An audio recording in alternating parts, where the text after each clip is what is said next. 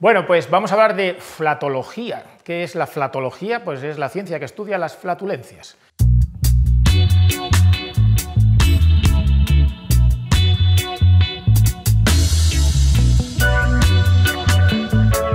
Ya hemos hablado de otros olores en vídeos anteriores, pues hoy vamos a descender un poco más por el tubo digestivo y vamos a hablar de otros olores más bajos.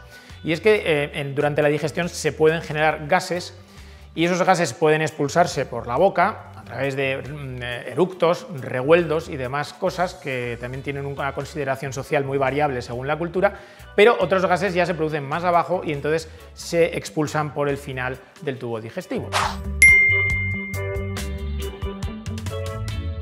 ¿Por qué ocurre esto? Bueno, pues los gases se entran en el tubo digestivo por tres vías. Hay personas que al comer introducen gas porque comen con ansiedad, comen deprisa, ansiosos, eso se llama aerofagia, esta es una primera fuente. La segunda sería el aire, el gas que llevan algunos alimentos en su estructura, sobre todo las verduras, es muy característico, y el repollo es el rey de esto, que llevan mucho gas dentro. Cuando empiezan a realizarse la digestión ese gas se libera y normalmente suele salir por la boca, pero a veces la liberación es más tarde. Finalmente está el gas que se produce como consecuencia de reacciones químicas metabólicas durante la digestión. Ese está normalmente relacionado con carbohidratos que nuestras células no son capaces de hidrolizar, de deglutir, de digerir, pero sí algunas de las bacterias que viven en nuestro intestino.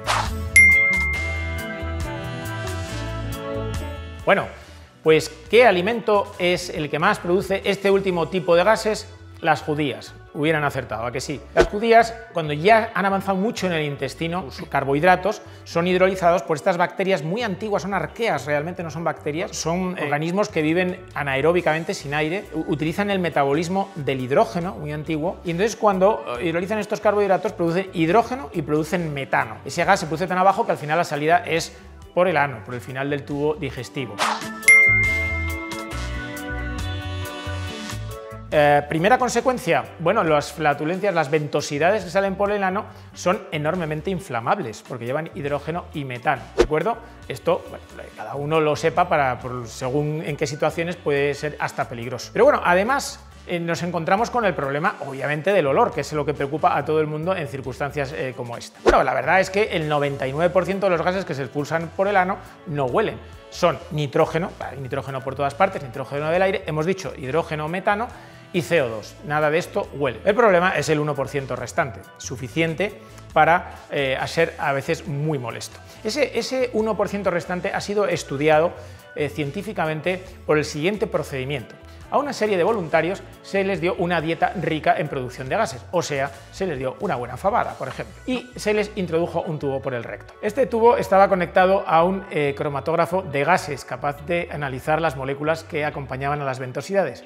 Y además, puesto que todo este tema de los olores, como ya saben, es muy subjetivo y hay que hacerlo a través de expertos, había dos jueces, personas con una nariz privilegiada, capaces de detectar los mejores vinos y también los mejores perfumes. Pero en esta ocasión su trabajo era un poco más desagradable, porque situaron su nariz a 10 centímetros del final del tubo que estaba introducido en el recto de los voluntarios y tenían que evaluar con una escala de 1 a 8 lo desagradable de las ventosidades de los voluntarios. Así que, bueno, supongo que prefieren trabajar en el vino, pero en ese caso determinaron que la mayor parte del mal olor se debe al sulfuro de hidrógeno, es lo que produce peores olores, que las ventosidades de las mujeres son peores que las de los hombres, al parecer, y bueno, pues que por lo demás el contenido en gases malolientes se completaba con el sulfuro de dimetilo, con el disulfuro de dimetilo, etcétera, que bueno, que es más o menos parecido a lo que ocurre con la halitosis, de la que ya hemos hablado en vídeos anteriores, ¿de acuerdo? Bueno, pues dicho eso, al final, ¿cómo gestionamos esta cuestión, ¿no? Porque está claro que, aunque algunas veces produce mucho humor, también es un poco desagradable que la gente ande por ahí pues liberando los gases de sus intestinos, que por otro lado son inevitables. Para empezar, ¿cuánto producimos? Bueno, pues la cosa va entre medio litro y litro y medio, según las personas, cada 24 horas de gas producido que hay que eliminar. ¿Cuándo lo eliminamos? Pues sobre todo cuando nos levantamos por la mañana, porque los gases es difícil eliminarnos en posición de cúbitos. Cuando estamos tumbados no los solemos eliminar. caminar. Entonces nos levantamos y sobre todo si caminamos y hacemos un poquito de ejercicio, ayudamos a la movilización de los gases en el intestino y a eliminarlos, lo cual es bueno, porque pueden llegar a producir hasta auténticos dolores intensos en el abdomen, ¿no? Una producción excesiva de gases puede también ser síntoma de alguna enfermedad, como por ejemplo la celiaquía, la intolerancia a la lactosa o el síndrome del colon irritable, todas ellas relacionadas con la mala digestión de los carbohidratos. Bueno, y en cuanto a los eventos de expulsión de ventosidades, es decir, P2, en fin, ¿cuántos se producen al cabo del día? Pues la media está estipulada entre 8 y 20 al día por persona, con lo cual pues es bueno saber muy bien cómo funciona nuestro cuerpo cuando se producen estos eventos y procurar no estar demasiado rodeados de otras personas que puedan sufrir. En definitiva, los pedos, con perdón, tienen también mucha química detrás y nos hablan de cuál es nuestro estado de salud, de cuál es nuestra dieta, obviamente si comemos muchas verduras, si comemos muchas cosas ricas en carbohidratos, como el trigo, la levadura, la levadura que llevan los panes, también producen muchos gases de este tipo que al final pues, pueden hacernos la vida un poco complicada en algunas situaciones sociales y también pueden ser algo desagradables para los demás. Bueno, ¿y existe algún tratamiento para esto, ¿no? Pues si se han intentado dos cosas. El uso de compuestos de bismuto, que son muy capaces de captar azufre. Claro, el azufre es el responsable del mal olor y tal, pero el bismuto tampoco es una cosa tan inocua, ¿no? Y también hay unas cuantas patentes que se inscribieron en Estados Unidos de ropa interior conteniendo carbón activo, para que filtrara los gases que salieran por la ropa interior y eliminara los olores.